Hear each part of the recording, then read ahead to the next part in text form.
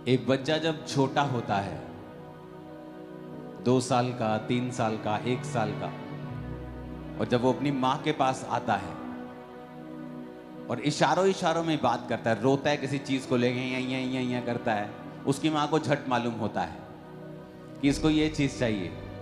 लेकिन जब वो बच्चा 18 साल का हो जाए, 15 साल का हो जाए और बड़ा हो जाए, आप इमेजिन करो वही इशारे जो वो छोटे होते करता था, अपनी माँ से फिर जाके ऐसे ही करे,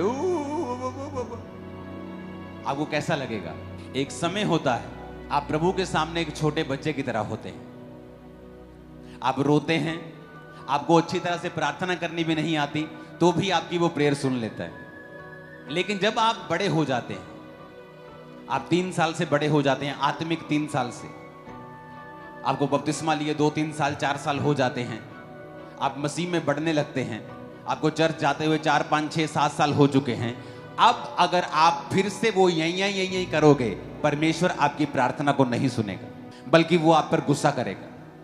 और लोग कई बार क्वेश्चन करते हैं कि मैं जब पहले प्रार्थना मसीह में, जब मैं नया नया आया था ना, मैं प्रार्थना करता था ना, मेरी प्रार्थना सुनी जाती थी, मैं हील होता था। लेकिन अब मुझे ऐसा लगता है कि परमेश्वर मेरी प्रार्थना को सुनता नहीं, शायद वो नए नए लोगों को हील करता है। ऐसा नहीं है, आपको मांगना आना चाहिए। आपको जो कुछ चाहिए, आपको वही चीज स्पेसिफिकली, वो चीज आपको उन्हीं शब्दों में प्रभु से मांगनी पड़ेगी, और उसके लिए आपको बाइबल पढ़नी पड़ेगी और ये देखना पड़ेगा कि जो चीज मुझे चाहिए वो बाइबल में एग्जैक्टली कहां लिखी है। क्योंकि अगर मैं ऐसा नहीं करूंगा तो अब यही रोने से, चिल्लाने से, करलाने से परमेश्वर मेरी प्रार्थना को नहीं सुनेगा। चले जा रहे नाव में और यीशु मसीह पीछे सो रहे हैं और तूफान आ गया, नाव में तूफान आ गया, सब नाव जब डूबने लगी, पानी भरने लगा। जब तूफान एक्सट्रीम चला गया तो चेले आके परमेश्वर को उठा के कहते हैं, प्रभु तेनू चिंता नहीं साडी, तेनू चिंता नहीं सी, तू सो रहे हैं परमेश्वर, तेनू चिंता नहीं सी, मर रहे हैं। परमेश्वर उठे और आप जानते हैं प्रभु को तो खुश होना चाहिए था कि संकट के दिन तू मुझे पुकार और मैं तुझे उत्तर दूंगा।